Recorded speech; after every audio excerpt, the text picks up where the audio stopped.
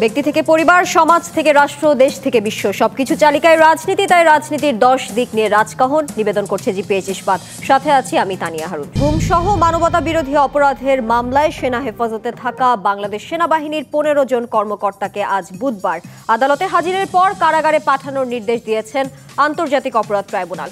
অভিযুক্ত সেনা কর্মকর্তাদের নিয়ে গত কয়েকদিন থেকেই গুঞ্জন ছিল যে শেষ পর্যন্ত তাদের আদালতে আনা হবে কিনা। তবে আসামিদেরকে গ্রেফতার করে আদালতে হাজির করতে সেনাবাহিনী সম্পূর্ণ সহযোগিতা করেছে বলে জানিয়েছেন চিফ প্রসিকিউটর মোহাম্মদ তাজুল ইসলাম। আন্তর্জাতিক অপরাধ ট্রাইব্যুনালের বিচার প্রক্রিয়ার প্রতি শ্রদ্ধা জানিয়ে সেনা সদস্যদের এই উপস্থিতিকে অনেকে ইতিবাচক হিসেবে দেখলেও অভিযুক্তদের সেনানিবাসের সাব জেলে রাখা নিয়ে তারা প্রশ্ন তুলেছেন গুমের শিকার ভুক্তভোগীরা। একই সঙ্গে ভুক্তভোগীরা জানিয়েছেন সেনাবাহিনীর অভিযুক্ত কর্মকর্তারা অন্য বাহিনীতে গিয়ে অপরাধ করেছেন, তাদের সংখ্যা শতাংশেরও কম। এজন্য এই অপরাধের দায় পুরো সেনাবাহিনীকে না দিয়ে নিন্দা করা থেকে বিরত থাকতে। এদিকে প্রশ্ন উঠেছে বেসামরিক আদালতে অভিযুক্ত সেনা কর্মকর্তাদের বিচার প্রক্রিয়া নিয়েও। সব মিলিয়ে অভিযুক্ত সেনা কর্মকর্তাদের বিচার বাহিনীর ভেতরে ও বাইরে কেমন প্রভাব ফেলতে যাচ্ছে, এসব নিয়ে আলোচনায় আজ রাজকাহন স্টুডিওতে আছেন ভূ রাজনীতি ও রণকৌশল বিশেষজ্ঞ অবসরপ্রাপ্ত ব্রিগেডিয়ার জেনারেল মোহাম্মদ শামীম কামাল, আছেন আন্তর্জাতিক অপরাধ tribunal prosecutor Gazi MH Tamim এবং আছেন সিনিয়র সাংবাদিক সোহরাব হাসান। আপনাদের তিনজনকে আজকের রাজকাহনে স্বাগত জানাচ্ছি। শুরুটা করতে যাই সোহরাব হাসান আপনাকে দিয়ে। যেমনটা জানাচ্ছিলাম, অভিযুক্ত সেনা কর্মকর্তাদের নিয়ে গত কয়েকদিন থেকেই গুঞ্জন ছিল যে শেষ পর্যন্ত তাদের আদালতে আনা হবে কিনা, এবং সব গুঞ্জন মিথ্যা করে দিয়ে তাদেরকে আদালতে হাজির করা হয় আজ। এবং বলা হচ্ছে সেনাবাহিনী এই বিষয়ে সবচেয়ে বেশি সহযোগিতা করেছে এবং সেই জন্য সেনাবাহিনীর এই সহযোগিতার প্রতি কৃতজ্ঞতা জানিয়েছেন চিফ প্রসিকিউটর তাজুল ইসলাম। আপনার কাছে জানতে চাই তাদের এই সহযোগিতাকে আসলে কিভাবে দেখছেন আপনি? না, অবশ্যই আইনের প্রতি শ্রদ্ধাশীল বলেই সেনাবাহিনী বা সেনা কর্তৃপক্ষ তাদেরকে আদালতে সোপর্দ করেছেন। এর মধ্যে নানা রকম গুঞ্জন, নানা রকম কথাবার্তা তো ছিলই, এখনও আছে, হয়তো ভবিষ্যতেও থাকবে। কিন্তু বিচার প্রক্রিয়া বাধাগ্রস্ত হয় এমন কোনো পদক্ষেপ কেউ নেবেন না, এটাই প্রত্যাশা। আবার বিচার প্রক্রিয়ার সময় কোনো সংস্থাকে বা বাহিনীকে জড়িয়ে কোনো রকম গুজব সৃষ্টি, সেটাও কাম্য নয়। একটা হচ্ছে যে বাংলাদেশ ভূখণ্ডের যেখানেই অপরাধ ঘটুক না কেন, এমনকি বাইরে ঘটলেও তার জন্য যারা দায়ী, যারা অভিযুক্ত, তাদেরকে বিচারের মুখোমুখি দাঁড় করানো, এটি হচ্ছে আইনের শাসনের পূর্ব শর্ত। সেটি সেনাবাহিনীর সদস্য হোক বা সেনাবাহিনীর সদস্য না হোক। এখন যে প্রশ্নটি হয়েছে যে এর আগে মানবতা বিরোধী অপরাধ বলে গুম, খুন, এর আগেও তো সেনাবাহিনীর ইন সার্ভিসে যারা ছিলেন এরকম অনেকের বিরুদ্ধে অভিযোগ আছে। তাদের ক্ষেত্রে কি হবে? এখন কেউ অভিযোগ করেনি বলে, যেমন ধরুন সেনা সমর্থিত সরকারের সময়, তখনও তো এই গোয়েন্দা সংস্থাগুলোর যারা পদাধিকারী ছিলেন তারা কি করেছেন এটা পরবর্তীকালে কিন্তু প্রকাশ হয়েছে এবং নানা রকম মানে অনেকের বিষয়ে অনেক কিছু তথ্য জানা গেছে। ওদের আইনের শাসন যদি আমরা প্রতিষ্ঠা করতে চাই তাহলে কিন্তু পূর্বাপর সব ঘটনারই জন্য যারা দায়ী তাদের জবাবদিহির আওতায় আনা উচিত। একটি প্রশ্ন এসেছে যে তারা যখন যারা অপরাধ করেছে, বিশেষ করে র্যাবের সদস্য হিসাবে, তারা তখন সেনাবাহিনীর সদস্য হলেও তারা দায়িত্ব পালন করেছে বেসামরিক সংস্থায়, এবং বেসামরিক সংস্থায় দায়িত্ব পালন করতে পারেন কিনা এটা নিয়েও প্রশ্ন উঠেছে। কারণ একজন সেনা সদস্য তিনি যে পদেই হোক, তিনি কিন্তু সেনা আইনের অধীনেই কর্তব্য পালন করেন বা আছেন। কিন্তু যখনই বেসামরিক সংস্থায় চলে গেলেন তখন কিন্তু আর সেটা সামরিক আইন, সেনা আইন থাকলো না। তো সবটা মিলে আমরা মনে করি যে যারা ভুক্তভোগী, যারা গুম খুনের শিকার হয়েছেন, তাদের প্রতিকার এটি হওয়া উচিত। একটা হচ্ছে যে যারা অপরাধ করেছে তাদের জন্য ভবিষ্যতে এরকম ঘটনা না ঘটে এবং রাষ্ট্রের যারা পরিচালক, সেটা রাজনৈতিক হোক অরাজনৈতিক হোক, তারা এই ঘটনা থেকে তাদের শিক্ষা নেবেন। আশা করি যে ভবিষ্যতে এইরকম অন্যায্য কাজ কেউ করবেন না। কারণ এখানে তো সেনা কর্মকর্তা, তাদের একটা তো আছে, তারা আদিষ্ট হয়ে করেছেন বা তারা নির্দেশিত ছিলেন। এখন নির্দেশিত এখানে একটা বিষয় আছে যে অন্যায় নির্দেশ মানে মানতে বাধ্য কিনা। আবার তিনি অধীনস্থ হিসাবে উপরওয়ালার আদেশ যদি না মানেন, তাহলে কিন্তু তার বিরুদ্ধে আবার অবাধ্যতার অভিযোগ আনা হবে, এমনকি চাকরিচ্যুত হতে পারে, তাকে শাস্তি ভোগ করতে হতে পারে। আসলে রাষ্ট্রের পুরো রাষ্ট্রযন্ত্র যদি আইনানুগভাবে চলে, তাহলে কিন্তু এই প্রশ্নগুলো আসে না। নাগরিক হিসাবে সবারই নাগরিক অধিকার, যেটা সেই অধিকার প্রত্যেকের আছে, এবং এই বিচার প্রক্রিয়া যাতে কোনো রকম কি বলে অন্যায্য কোনো রকম প্রশ্ন না ওঠে, কোনো রকম ব্যত্যয় না ঘটে, যে স্বাভাবিক বিচার প্রক্রিয়ার মধ্যে কোনো রকম গলদ না থাকে। এখন সেখানে তদন্ত কর্মকর্তা বিচারের সঙ্গে সংশ্লিষ্ট, তাদের যথেষ্ট, আমি মনে করি যে তাদের যে প্রয়োজনীয় ডিফেন্স, মানে অর্থাৎ তার পক্ষে আত্মপক্ষ সমর্থনের সুযোগ, এগুলোও থাকা উচিত। কারণ তারা তো আদালতে আত্মসমর্পণ করেছেন, অর্থাৎ তাকে পুরো তার আত্মপক্ষ সমর্থনের অথবা তার আইনজীবী নিয়োগের ক্ষেত্রে কোনো রকম ব্যত্যয় না ঘটে, কোনো রকম বাধা সম্মুখীন না হন। এই বিষয়গুলো আমি মনে করি যে আদালতে এগুলো খেয়াল রাখবেন এবং ন্যায় বিচার যাতে পান। জি, গাজী MH তামিম, একটু আপনার কাছে জানতে চাই, অভিযুক্ত 15 সেনা কর্মকর্তাকে বুধবার আদালতে হাজিরের পর কারাগারে পাঠানোর নির্দেশ দিয়েছে আন্তর্জাতিক অপরাধ ট্রাইব্যুনাল, এবং এরপর কারা কর্তৃপক্ষ তাদেরকে সেনানিবাসের অস্থায়ী যে সাব জেল, সেখানে নিয়ে রেখেছে। এই সাব জেলে রাখাটা নিয়ে প্রশ্ন তুলেছেন গুমের শিকার হওয়া ব্যক্তিরা। আপনি এই সাব জেলে রাখার বিষয়টিকে কিভাবে দেখছেন? যে দেখেন, আন্তর্জাতিক অপরাধ ট্রাইব্যুনাল থেকে যেদিন ওনাদের বিরুদ্ধে গ্রেফতারি পরোয়ানা জারি হলো, গ্রেফতারি পরোয়ানা পাওয়ার পূর্বেই সেনাবাহিনীর পক্ষ থেকে একটি প্রেস কনফারেন্স করে বলা হলো যে হ্যাঁ, এটা আমরা গণমাধ্যমে জানতে পেরেছি এবং যে সকল কর্মকর্তার বিরুদ্ধে এই ওয়ারেন্ট অফ অ্যারেস্ট ইস্যু হয়েছে তাদেরকে আমরা আমাদের হেফাজতে রেখেছি। অতঃপর আজকে ওনাদেরকে ট্রাইব্যুনালে পুলিশ গ্রেফতার করে ট্রাইব্যুনালে প্রডিউস করেছে। ওনারা কিন্তু আত্মসমর্পণ করেননি, তবে যেহেতু ওনারা সবাই একসঙ্গে এসেছেন, ধরে নেওয়া হচ্ছে যে তারা সকলেই মিলে সিদ্ধান্ত নিয়েই আইনের আশ্রয়ে এসেছেন। এরপরে ট্রাইব্যুনাল একটি আদেশ প্রদান করেছেন, সেখানে বলেছেন যে এই আসামিরা সকলেই কারাগারে যাবে। এই যে কারাগারে যাওয়ার আদেশ দেওয়ার দায়িত্বটা হলো ট্রাইব্যুনালের। এরপর ওনাদেরকে কারা কর্তৃপক্ষের হাতে হস্তান্তর করা হবে। কারা কর্তৃপক্ষ ডিসাইড করবে যে ওনারা কাশিমপুর থাকবেন নাকি কেরানীগঞ্জ থাকবেন নাকি কোনো সাব জেলে থাকবেন। এটা অ্যাবসলিউটলি স্বরাষ্ট্র মন্ত্রণালয়ের অধীনে কারা কর্তৃপক্ষ এটা সিদ্ধান্ত নেবেন। শুধু তাই নয়, ওনাদেরকে যে বাহনে আনা হবে এবং এই মামলার অন্যান্য আসামিদেরকে যে বাহনে আনা হয়, এটা অ্যাবসলিউটলি কারা কর্তৃপক্ষ এগুলো সিদ্ধান্ত নেয়। ট্রাইব্যুনালে কিন্তু মাঝে মধ্যে আমরা দেখতে পেয়েছি, যেদিন আসামির সংখ্যা কম থাকে তখন ওনারা খুব ছোট বাহন ব্যবহার করে ওনাদেরকে নিয়ে আসার ব্যবস্থা করেন, আবার যেদিন বেশি থাকে বড় বাহন নেয়। এটা অ্যাবসলিউটলি কারা কর্তৃপক্ষের। তবে আমরা এই যে গণমাধ্যমের যে বাহনটি আজকে দেখতে পেলাম, এই বাহনটি শীতাতাপ নিয়ন্ত্রিত, এটা আমরা জানতে পেরেছি আপনাদের মাধ্যমে। এটাকে আমি কিন্তু স্বাগত জানাই। কারণ হলো এটাকে স্বাগত কখন জানাবো? যখন এটা কারা কর্তৃপক্ষ ব্যবহার করবে সবার জন্য। কারণ একটা ব্যবস্থা এতদিন ছিল, সেখান থেকে ইমপ্রুভ করে আরেকটু ভালো ব্যবস্থা করা হলো, এটা তো কারা কর্তৃপক্ষের জন্যই একটা ইমপ্রুভমেন্ট হলো। এখন এটা শুধু ওনাদের ক্ষেত্রে না, এই বাহনটা যখন সবার ক্ষেত্রে ব্যবহার করা হবে, তখন তো এটা আর আমাদের প্রশ্ন আসবে না। সাথে সাথে আরেকটি বিষয় আপনাকে বলতে চাই, আমরা বারবার এই সেনা কর্মকর্তাদের নামটাই আনছি। আসলে আজকে ট্রাইব্যুনালে কিন্তু 3টি মামলা ছিল। একটি হলো DGFI এর অধীনে যে JIC বন্দিশালা, সেখানে যাদেরকে নির্যাতন করা হয়েছে, গুম রাখা হয়েছে, সেই মামলায় 13 জন আসামি। সেখানে প্রধান আসামি কিন্তু সাবেক প্রধানমন্ত্রী শেখ হাসিনা, এরপরে brigadier general major general Tareq Siddiqui সহ আরও বেশ কিছু। আরেকটি মামলা ছিল, সেটা হলো TFI অর্থাৎ র্যাবের অধীনে যে বন্দিশালা ছিল, সেই মামলায় আসামি 17 জন। সেখানে কিন্তু শেখ হাসিনা আছে, স্বরাষ্ট্রমন্ত্রী আছে, র্যাবের বেশ কয়েকজন কর্মকর্তা আছে, সাথে কয়েকজন সেনা কর্মকর্তা।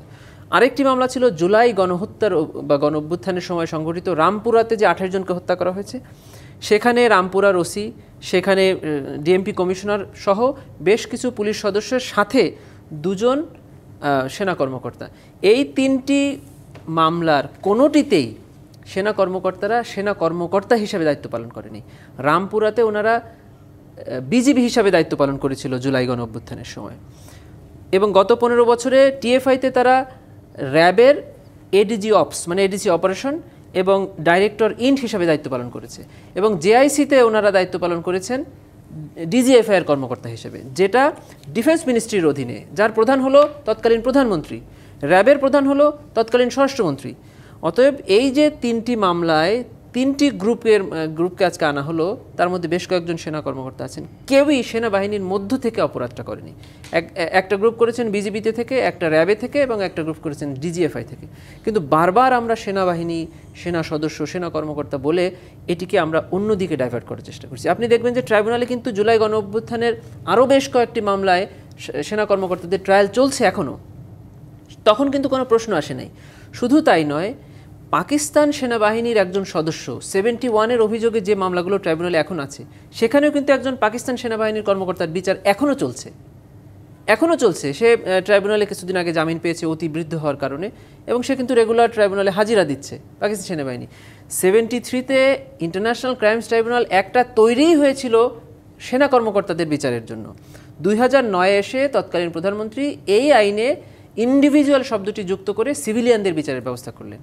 এই আইনে প্রত্যেকটি শব্দ বলা আছে যে একজন অফিসার তার কমান্ডিং অথরিটির কোন অংশটুকু শুনবেন, শুনে অপরাধ করলে তার ব্যাপারে কী ব্যবস্থা নেওয়া হবে। অতএব এই আইনটা আলটিমেটলি সেনা সদস্যের বা সেনা কর্মকর্তাদের জন্য প্রত্যেকটি বর্ণনা করে দেওয়া আছে।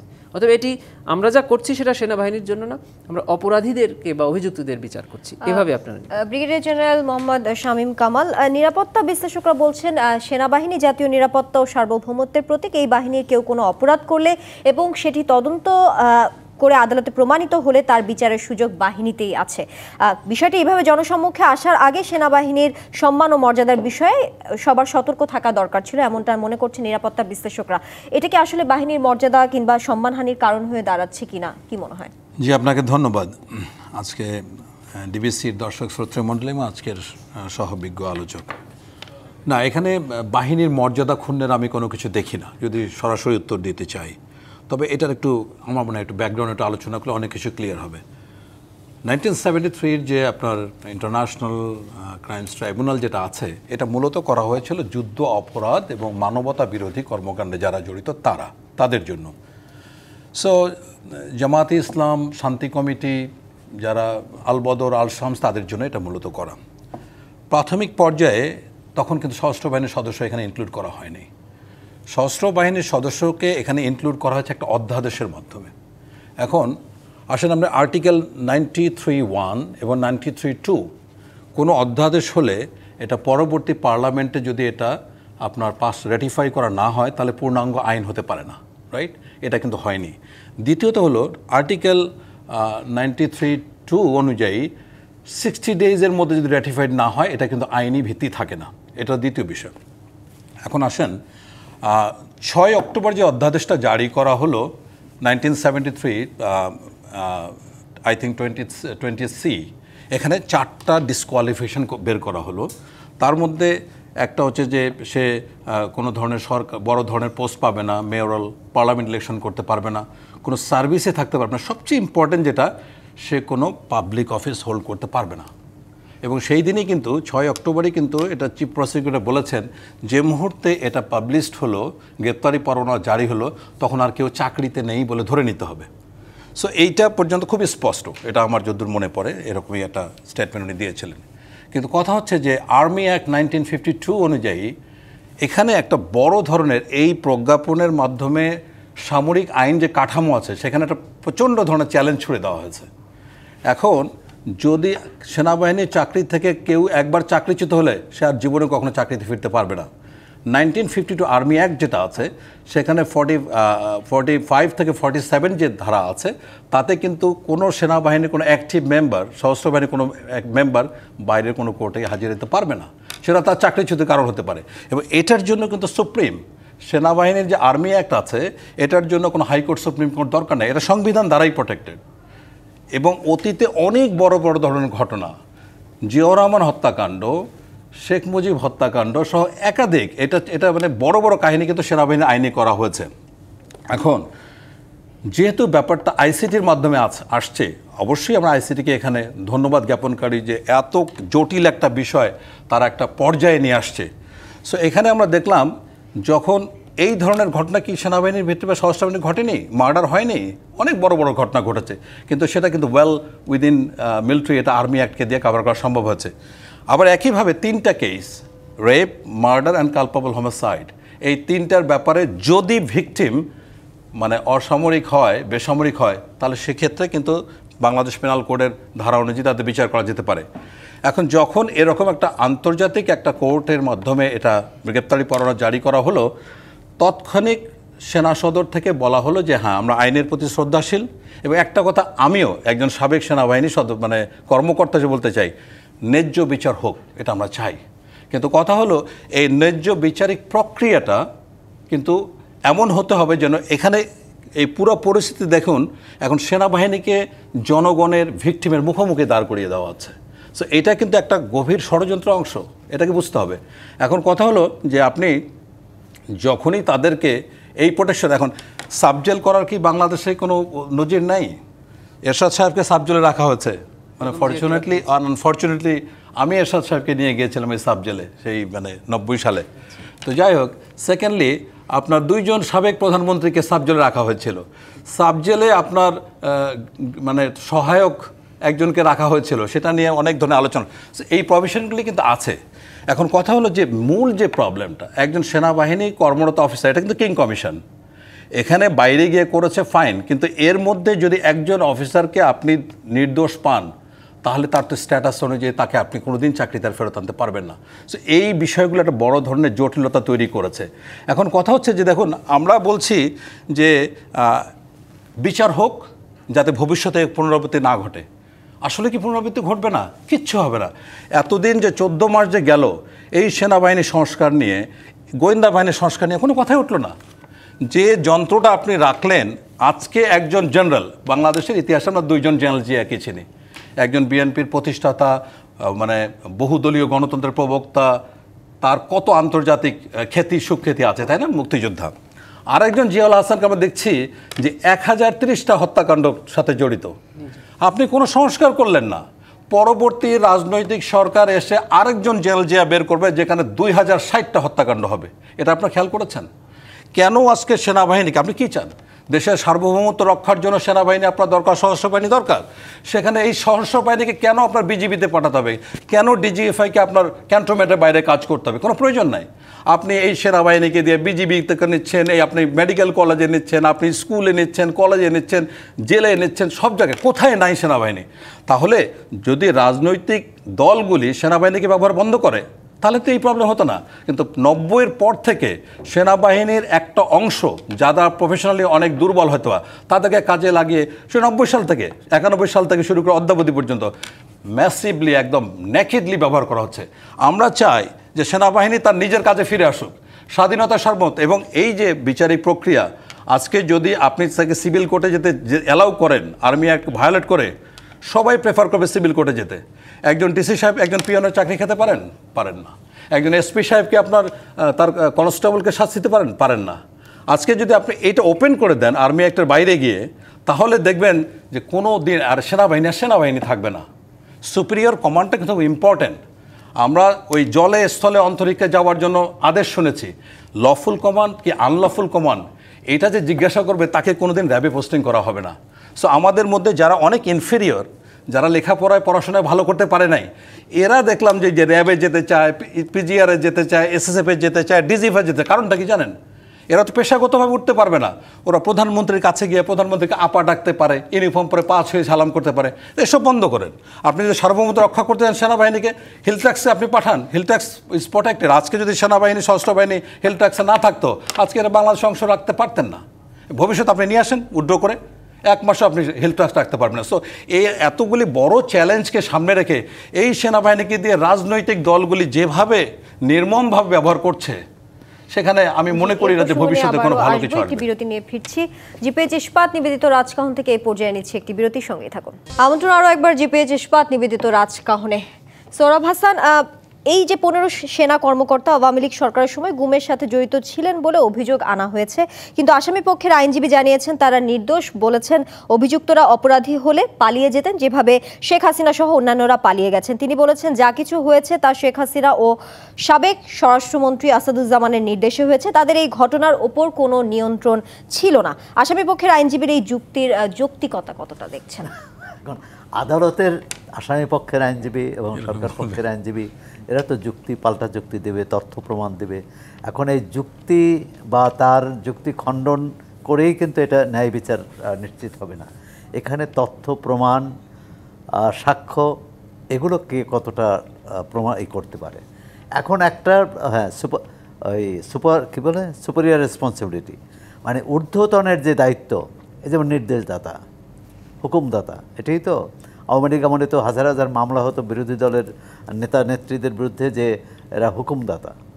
তা এখন নিশ্চয়ই সেই হুকুমদাতাদের খোঁজা হবে, বা এখানেও যে আসামি পক্ষের আইনজীবী যে কথা বলছেন হুকুমদাতার কথা বলছেন। এখন এটা একটা প্রশ্ন যে হুকুমদাতার অন্যায্য বেআইনি হুকুম পালন করতে বাধ্য কিনা।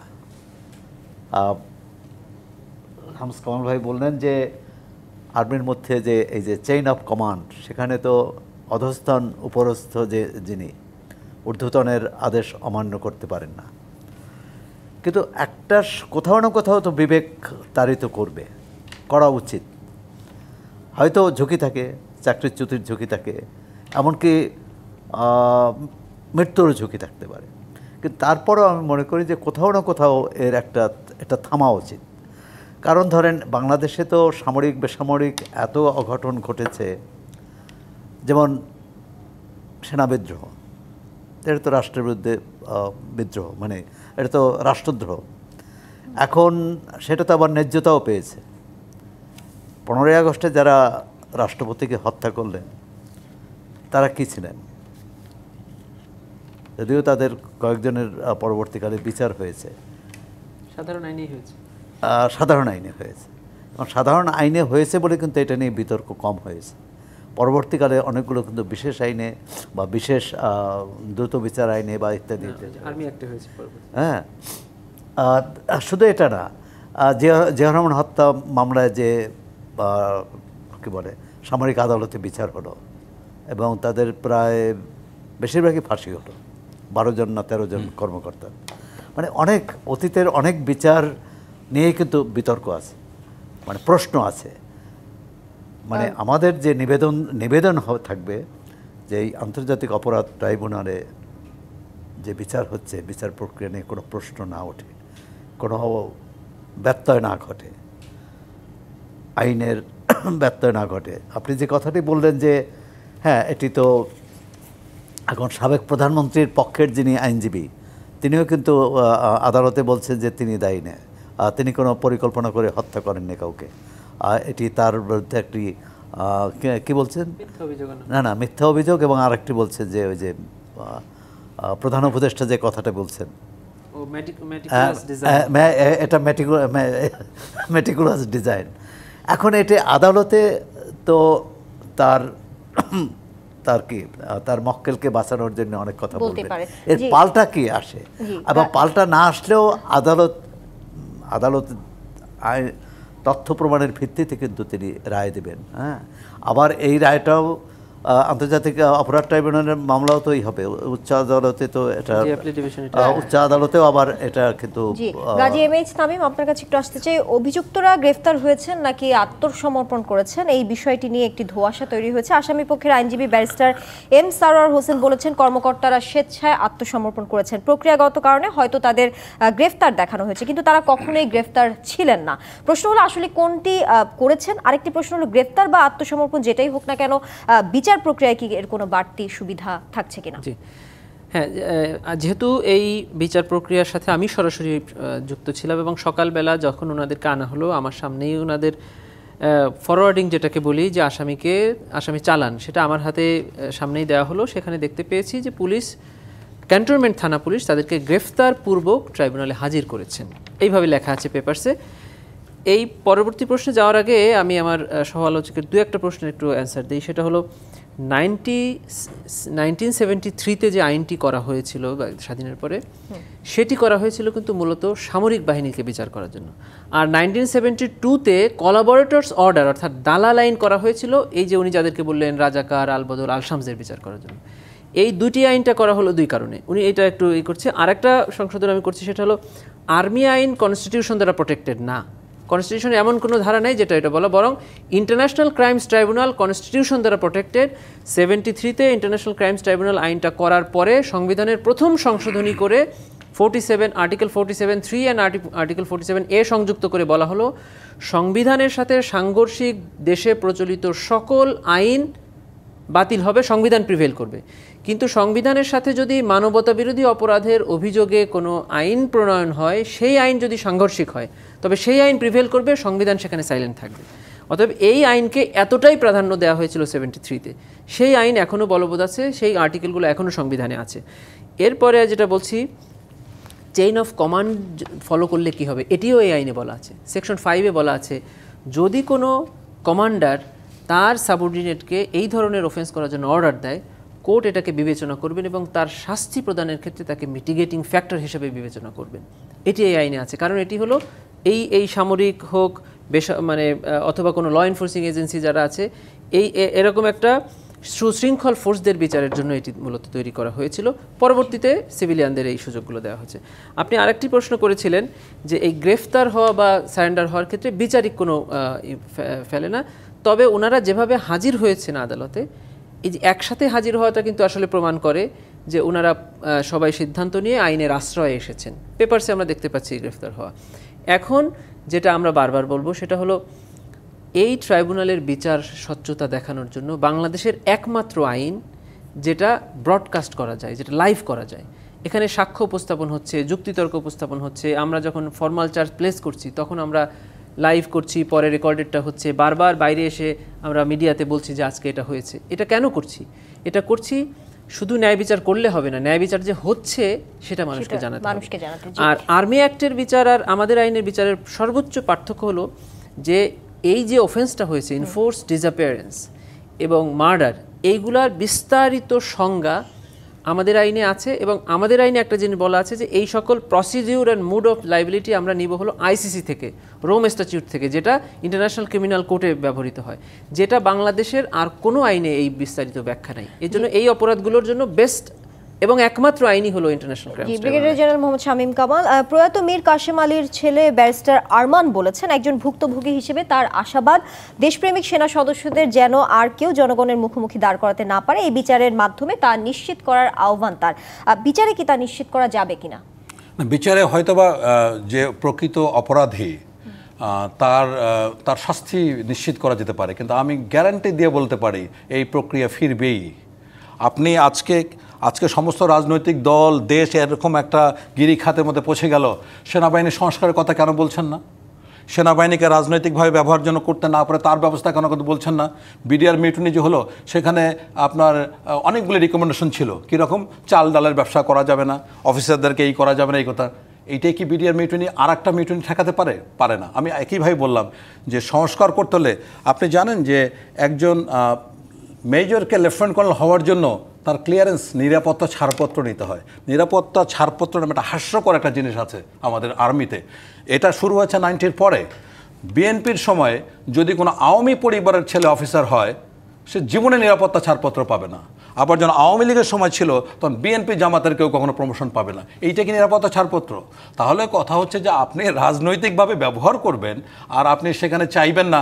আমি গ্যারান্টি দিয়ে বলতে পারছি যে এতগুলি সংস্কার হলো, সেনাবাহিনীর সংস্কার, মানে সশস্ত্র বাহিনীর সংস্কার। আপনি জানেন যে একজন মানে কর্নেল হওয়ার জন্য প্রধানমন্ত্রীর অফিস থেকে ক্লিয়ারেন্স আনতে হয়। তাহলে আপনি কিভাবে সম্ভব? যদি ওই কর্নেল সাহেব যদি সুযোগ পান প্রধানমন্ত্রীর পাশে যাওয়ার, সেই তো ইউনিফর্ম পরে পাস হয়ে সালাম করে তার প্রমোশনটা বাগিয়ে নেবে। এরকম একটা অদ্ভুত একটা সিস্টেম রেখে আপনি কোনোভাবে আশা করতে পারেন না বিচার করে আপনি পুরো সেনা যতজন আজকে গ্রেপ্তারি পড়ে সবাইকে আপনি ফাঁসিতে ঝুলিয়ে দেন যদি, তারপরে এই জিনিস ফিরতে বাধ্য এবং আরও নির্মম নিদারুণভাবে ফিরবে যতদিন পর্যন্ত এই সংস্কারগুলো করা না যাবে। তো আরেকটা বিষয় আমি জাস্ট আপনার সাথে মানে ওনার কথার প্রেক্ষিতে বলতে চাচ্ছি যে আর্মি অ্যাক্টকে এই জন্য এই পর্যন্ত যত সেনাবাহিনীর এমন বড় বড় ঘটনা, যেমন প্রেসিডেন্ট জিয়াউর রহমান হত্যাকাণ্ডের কাহিনী আমি জানি, মানে ওই সময় যে বিচার হয়েছে, কর্নেল মাহফুজ নামে তার যে সামরিক সচিব ছিলেন তার ফাঁসি হয়েছে। কী জন্য জানেন? সে কিন্তু প্রাথমিকভাবে, এটা আমার ব্যক্তিগতভাবে শোনা, যে এটা রায়ের সাথে ছিল তার কাছে শুনেছি, উনি মরহুম জিয়াউর রহমানের ছবি তুলেছিলেন। কেন এই ছবিটা খালেদা জিয়াকে টাইমলি দেখা নেই? This is the only reason তাকে ফাঁসি দেওয়া হয়েছে। সো এ পর্যন্ত সেনাবাহিনীর যত ঘটনা ঘটেছে, ওয়ানলি ওয়ান কেস যেটা জেনারেল মাইনুল করেছিলেন কোর্টে, যে ওনাকে মানে তার জুনিয়রকে বা তার থেকে অযোগ্য অফিসারকে অতিক্রান্ত করে তাকে প্রমোশন দেওয়া হয়েছে। এটার ফলাফল কী হচ্ছে? তখন হাইকোর্ট থেকে এটার মতামত দিয়েছে যে এটা military matters, it should be settle there. So এ পর্যন্ত আপনি একটা নজির দেখাবেন না যে উইদিন মিলিটারি কোনো বিষয় সিভিল কোর্টে গেছে। এবং এইভাবে আপনার কোনো ধারণা আছে যে আপনাকে বলতে পারবেন কেউ যে আর্মির কোনো বিষয় যে বিচার হয়েছে, এখানে একজন মেজরকে, একজন লেফটেন্যান্ট কর্নেলকে জেল দেওয়ার পর্যন্ত ক্ষমতা আছে? মানে এটা 4 ধরনের কোর্ট মার্শাল আছে, 4 ধরনের court martial. So it could be very well settle in military. কিন্তু সেনাবাহিনী যে ভালো কাজটা করেছে তারা বলেছে, উচ্চতর আদালত বলেছে, এবং আমি এই এনাদের সাথে সেনাবাহিনীর একটা গ্যাপ দেখতে পাচ্ছি। সেনাবাহিনী প্রেস ব্রিফিংয়ে বলল যে আমরা শুনতে পেরেছি তাদের নামে গ্রেপ্তারি পরোয়ানা জারি হচ্ছে, আমরা এখনো পাইনি। ওনারা বলছেন যে তাদেরকে আটকানো হচ্ছে কিন্তু আমরা জানি না তাদেরকে। আমার মনে হয় অত্যন্ত সংবেদনশীল দুইটা জায়গা, আইসিটি এবং সেনাবাহিনী, এই দুইটা জায়গায় নিজেদের মধ্যে একটু সমন্বয় করলে আমরা আরো ভালো ফলাফল পাওয়া যেতে পারে। আবারও আসছি আপনার কাছে, একটি বিরতি নিয়ে ফিরছি। জিপিএইচ ইস্পাত নিবেদিত রাজকাহন থেকে এই পর্যায়ে আবারও বিরতি নিচ্ছি, সঙ্গে থাকুন। আমন্ত্রণ আরও একবার জিপিএইচ ইস্পাত নিবেদিত রাজকাহনে। সৌরভ হাসান, গুম ও মানবতা বিরোধী অপরাধের ঘটনায় সেনা কর্মকর্তাদের নাম আসায় এর মাধ্যমে কি আগামী দিনগুলোতে রাজনীতিতে কোনো প্রভাব পড়বে কিনা আপনি কি মনে করছেন? না, রাজনীতিতে প্রভাব পড়ে আছে। রাজনীতিতে প্রভাব পড়ার কারণ যে কোনো অপরাধ, যে কোনো ঘটনা তার তো একটা ক্রিয়া প্রতিক্রিয়া থাকে, এবং সেটা তো আমরা দেখছি 54 বছর ধরেই দেখছি। কিন্তু বাংলাদেশের সামরিক বেসামরিক দুটো মিলে অঘটন তো কম ঘটেনি, কম মানুষকে আত্মাহুতি দিতে হয়নি, কিন্তু আমরা একটা সুশাসন পাচ্ছি না। আমরা একটা সঠিক গন্তব্যে কিভাবে যাব সেই পথ পাচ্ছি না। এটা দেওয়ার কথা রাজনৈতিক নেতৃত্বের। এই যে বারবার অভ্যুত্থান হয়, সামরিক শাসন আসে, তো রাজনৈতিক নেতৃত্বের ব্যর্থতার কারণে। কিন্তু দুর্ভাগ্য হলো যারা সামরিক নেতৃত্বের রাজনৈতিক নেতৃত্বের ব্যর্থতার দোহাই দিয়ে বা ব্যর্থতাকে পুঁজি করে পরিবর্তন ঘটান, তারা ঠিক সেই ব্যর্থ রাজনৈতিক প্রক্রিয়ায় ফিরে যান, অর্থাৎ গতানুগতিক পথে। তারা কোনো সংস্কার চান না। সংস্কার নিয়ে এত কথা হলো, একমাত্র আগামী নির্বাচনটি কিভাবে করা যাবে তা নিয়েও এখনও পর্যন্ত স্থির সিদ্ধান্তে আসতে পারেনি। এখনও আইনি ভিত্তি নিয়ে, জুলাই সনদের আইনি ভিত্তি নিয়ে আলোচনা চলছে। আমরা ধরে নিলাম যে আগামী নির্বাচনটি কিভাবে হবে তার একটা সিদ্ধান্তে আসবে এবং নির্বাচনটি হবে। কিন্তু তারপর প্রথম হলো নির্বাচনটি কেমন হবে, দ্বিতীয় হচ্ছে যে ভাই বলছিলেন যে এই নির্বাচনে যারা নির্বাচনী প্রক্রিয়ার বাইরে থাকবেন তারা কী করবেন, তারা কাকে ভোট দিবেন, অথবা কি তারা ভোট দিবেন না। আর যদি সত্যি সত্যি 3-4 কোটি ভোটার নির্বাচনে অনুপস্থিত থাকে, সেই নির্বাচন কতটা গ্রহণযোগ্য হবে? এই অনেকগুলো প্রশ্ন আসছে। যেটা উচিত ছিল 5 আগস্টের পরে, এত বড় অভ্যুত্থানের পর একটা জাতীয় রিকনসিলেশন, জাতীয় পুনরেকীকরণ, আমরা একসঙ্গে কিভাবে থাকতে পারি। সেক্ষেত্রে সাবেক যারা স্বৈরশাসক হিসাবে ক্ষমতাচ্যুত হয়েছে তাদের মধ্যে কোনো অনুশোচনা নেই, যেমন আবার যারা এই অভ্যুত্থানের জি।